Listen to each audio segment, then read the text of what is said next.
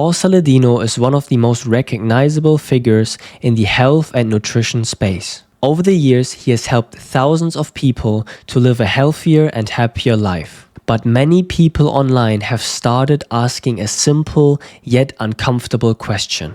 If Paul is supposedly living one of the most healthy lifestyles on the planet, then why did he age so quickly in the last couple of years?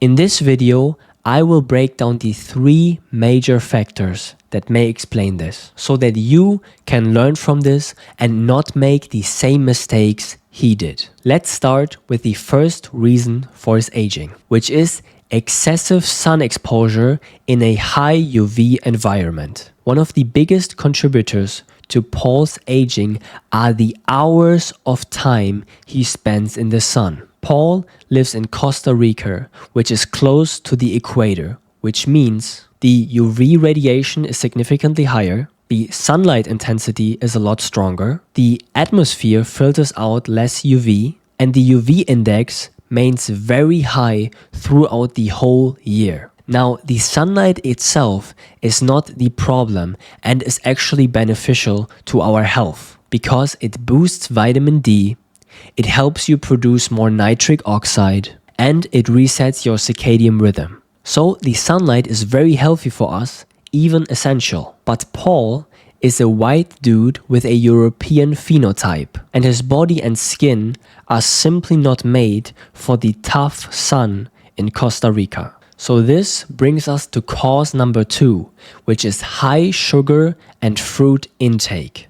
Paul has an extremely high carbohydrate intake from consuming so much fruit and honey. He often consumes 250 to 300 grams of sugar every single day. And again, fruit is not inherently bad, but quantity matters, because all fruit causes glycation. Let's talk about what glycation is, because it is one of the clearest metabolic pathways that is linked to visible aging. Glycation happens when sugar molecules bind to proteins or fats in the body. And when they bind, they form something called advanced glycation end products. These compounds damage collagen, stiffen connective tissue, reduce skin elasticity, increase inflammation, and accumulate over time. You can think of glycation like gluing your tissues from the inside out.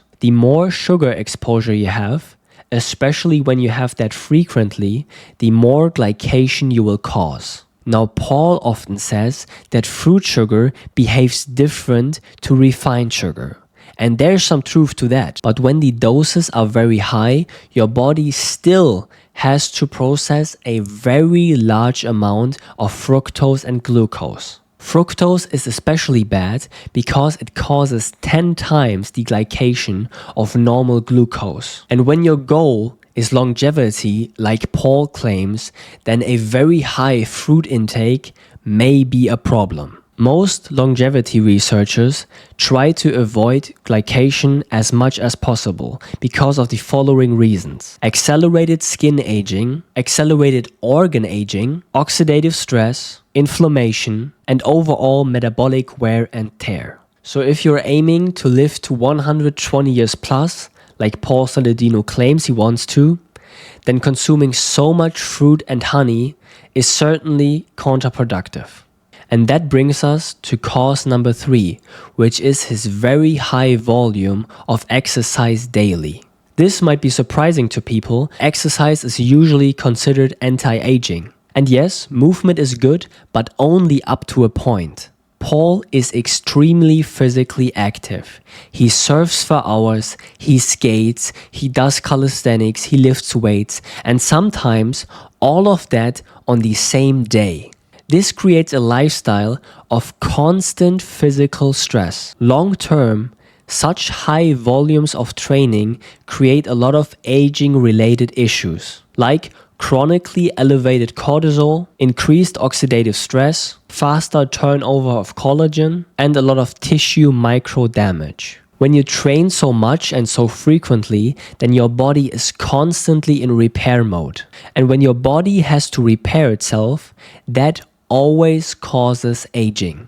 This is why many endurance athletes, even though they're very physically fit, still look older than they actually are because they constantly stress their body. And those same rules also apply to Paul. I want to make one thing clear. I do not hate Paul Saladino. I actually really respect him, because he shows people that vegetables and grains may not be the best foods for them, and that a more evolutionarily consistent diet is better for humans, which I agree with. But I do see problems with the lifestyle he ends up living. Subscribe to this channel if you enjoyed this video, and YouTube thinks that you'll enjoy the video you're seeing on screen right now. So watch that one as well.